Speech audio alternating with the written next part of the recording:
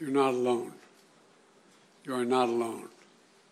As long as the United States stands, and we will stand forever, we'll not let you ever be alone. Most importantly, I know the recent terrorist assault on the people of this nation has left a deep, deep wound. More than 1,300 innocent Israelis killed, including at least 31 American citizens by the terrorist group Hamas. Hundreds of young people at a music festival. The festival was for peace, gunned down as they ran for their lives. Scores of innocents, from infants to elderly grandparents, Israelis and Americans, taken hostage. Children slaughtered, babies slaughtered, entire families massacred. Rape, beheadings, bodies burned alive. Hamas committed atrocities that recall the worst ravages of ISIS, unleashing pure, unadulterated evil upon the world. There's no rationalizing it, no excusing it, period. The brutality we saw would have cut deep anywhere in the world, but it cuts deeper here in Israel. October 7th, which was a sacred Jewish holiday, became the deadliest day for the Jewish people since the Holocaust. It has brought to the surface painful memories and scars left by millennia of anti-Semitism and the genocide of the Jewish people. The world watched then, it knew, and the world did nothing. We will not stand by and do nothing again. Not today, not tomorrow, not ever. To those who are living in limbo, waiting desperately to learn the fate of a loved one, especially to families of the hostages, you're not alone. We're working with partners throughout the region, pursuing every avenue to bring home those who are being held captive by Hamas. I can't speak publicly about all the details, but let me assure you, for me, as the American president, there's no higher priority than the release and safe return of all these hostages. To those who are grieving, a child, a parent, a spouse, a sibling, a friend, I know you feel like there's that black hole in the middle of your chest. You feel like you're being sucked into it. The survivor's remorse, the anger, the questions of faith in your soul. Staring at that empty chair, sitting Shiva. The first Sabbath without them. They're the everyday things, the small things that you miss the most. The scent when you open the closet door. The morning coffee you shared together. The bend of his smile, the perfect pitch of her laugh. The giggle of your little boy, the baby. For those who have lost loved ones, this is what I know. They'll never be truly gone. There's something that's never fully lost. Your love for them and their love for you. And I promise you, you'll be walking along some days and say, what would she or he want me to do? You smile when you pass a place that reminds you of them. That's when you know. When a smile comes to your lips before a tear to your eye, that's when you know you're going to fully make it. That's what will give you the fortitude to find light in the darkest hours. When terrorists believe they could bring you down, bend your will, break your resolve. But they never did, and they never will. Instead, we saw incredible stories of heroism and courage, of Israelis taking care of one another, neighbors forming watch groups to protect their kibbutz, opening their homes to shelter survivors, retired soldiers running into danger once again, civilian medics flying across rescue missions, and off-duty medics at the music festival caring for the wounded before becoming a victim himself. Volunteers retrieving bodies of the dead so families could bury their loved ones in accordance with Jewish tradition. Reservists leaving behind their families, their honeymoons, their studies abroad, without hesitation, and so much more. The State of Israel was born to be a safe place for the Jewish people of the world. That's why it was born. I've long said, if Israel didn't exist, we'd have to invent it. While it may not feel that way today, Israel must again be a safe place for the Jewish people. And I promise you, We're going to do everything in our power to make sure that it will be. 75 years ago, just 11 minutes after its founding, President Harry S. Truman and the United States of America became the first nation to recognize Israel. We've stood by your side ever since.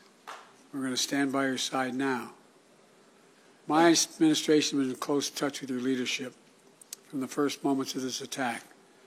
We're going to make sure you have what you need to protect your people, to defend your nation. For decades, we've ensured Israel's qualitative military edge. And later this week, I'm going to ask the United States Congress for an unprecedented support package for Israel's defense.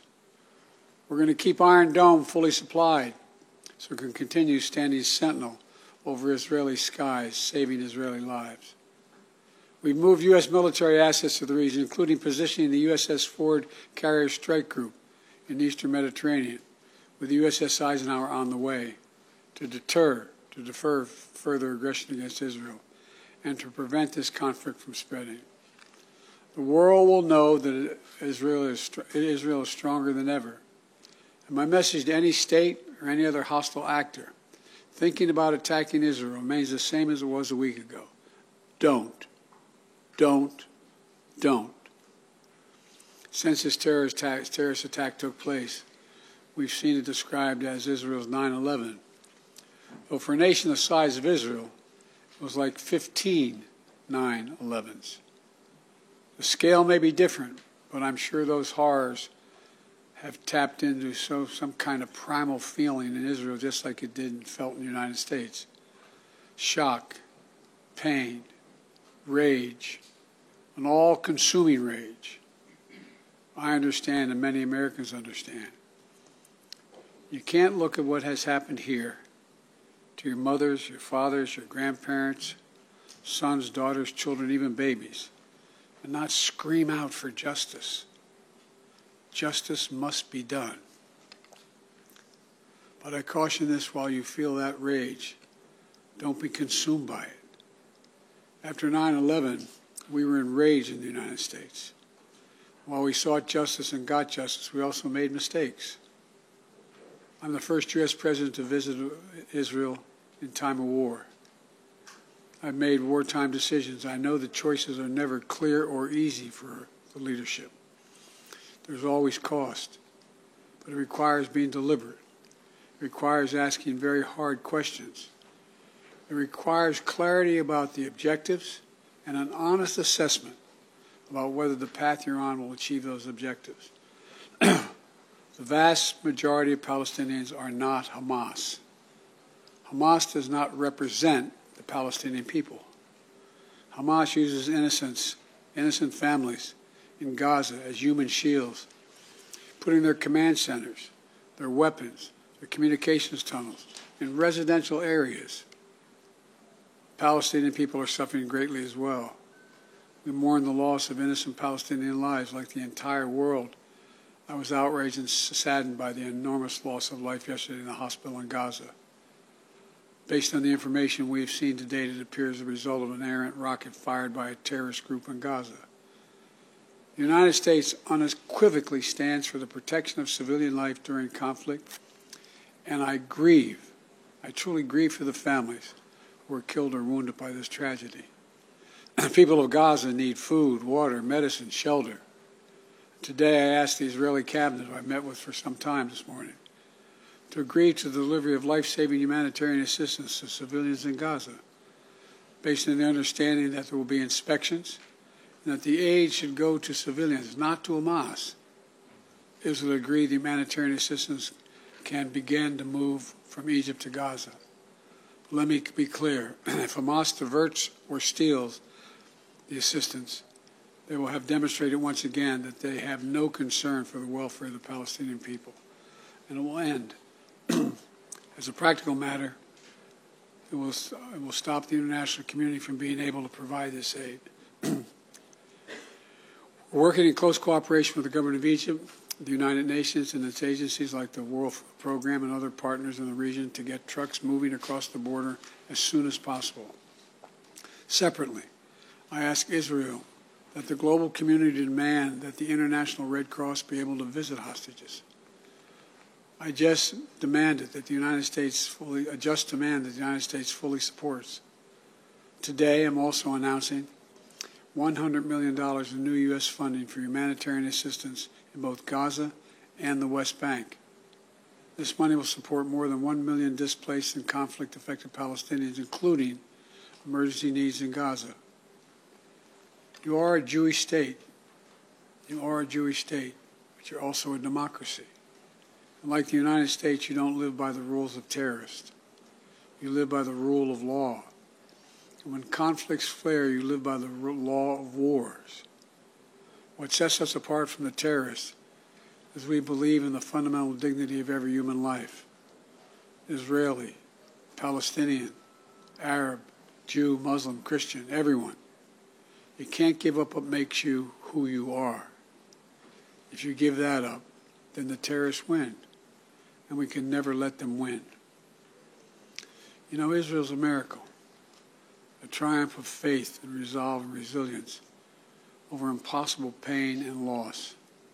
Think about October 7th, the Jewish holiday, where you read about the death of Moses, a tragic story of a profound loss to an entire nation. A death that could have left hopelessness in the hearts of the entire nation.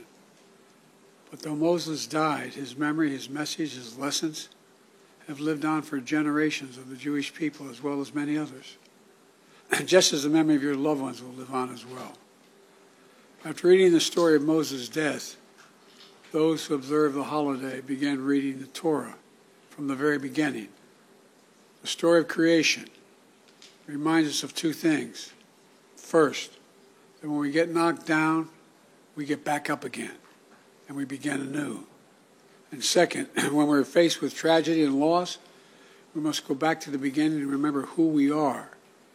We are all human beings, created in the image of God with dignity, humanity, and purpose. In the darkness, to be the light unto the world is what we're about. You inspire hope and light for so many around the world. That's what the terrorists seek to destroy. That's what they seek to destroy. Because they live in darkness. But not you. Not Israel. Nations of conscience like the United States and Israel are not measured solely by the example or power. We're measured by the power of our example. That's why, as hard as it is, we must keep pursuing peace. We must keep pursuing a path so that Israel and the Palestinian people can both live safely, in security, in dignity, and in peace. For me, that means a two-state solution. We must keep working for Israel's greater integration with its neighbors. These attacks have only strengthened my commitment and determination and my will to get that done. I'm here to tell you, the terrorists will not win. Freedom will win. So let me end where I began. Israel, you're not alone. The United States stands with you. I've told the story before, and I'll tell it again, of my first meeting with an Israeli prime minister 50 years ago as a young senator. I was sitting across from Golda Meir at her desk in her office. And she had a guy who later became prime minister, sitting next to me, just before the 1973 Yom Kippur War. And she flipped the maps up and down, telling me how bad things were and how terrible they were. All of a sudden, she looked at me and she said, "Would you like a photograph?" I looked at her. She got up from her desk and walked out into that hallway. I think it's marble flooring. Walked out in the hallway. We walked out and there were a bunch of photographers standing in front of us. We were standing shoulder to shoulder. Without her looking at me, she said to me, knowing I'd hear her, "Why do you look so worried, Senator Biden?" And I said, "Worried? Like, of course I'm worried." And she looked at me and she didn't look. She said, "We don't worry, Senator. We Israelis have a secret weapon. We have nowhere else to go." Well, today, I say to all of Israel, the United States isn't going anywhere either. We're going to stand with you. We'll walk beside you in those dark days. And we'll walk beside you in the good days to come. And they will come. as you say in Hebrew, which I'm not going to attempt to do because I'm such a terrible linguist, I'll say it in English. The people of Israel live. The people of Israel live. Israel will be safe, secure, Jewish, and democratic state today, tomorrow, and forever. May God protect all those who work for peace. God save those who are still in harm's way. Thank you very much. Mr. President, what is your red line that would prompt U.S. military involvement in this war?